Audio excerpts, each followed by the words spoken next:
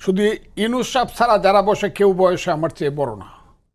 আমি তাদেরকে জানাই দিতেছি, আমি কিন্তু মুক্তিযোদ্ধা, আমার বয়স কিন্তু ৭৮ বছর। আমি ফজলুর রহমান, যুদ্ধ করে দেশ যারা স্বাধীন করছে আমি তাদের মধ্যে একজন না, শুধু যেখান থেকে যুদ্ধটা শুরু হয়েছে সেখানে আমি ছিলাম। আমি সিরাজুল আলম খানের একজন কর্মী, কথাটা খুব ক্লিয়ার। আমি শাহজাহান সিরাজের রুমমেট, ১১৬ নম্বর ইকবাল হল।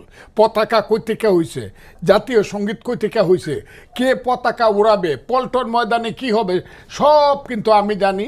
আমি সিরাজুল আলম খানের ওই দরজার বাইরে দাঁড়ায় থাকা কর্মী। উনি ডাক দিছে, আমি খুব খুশি, হ্যাঁ ফজলু করে দৌড়ায় আসছে। কিন্তু আমি কিন্তু সেদিন ৬৯, ৭০, ৭১ যারা আজকে এইগুলো করছে তারা দেওয়া নবডি।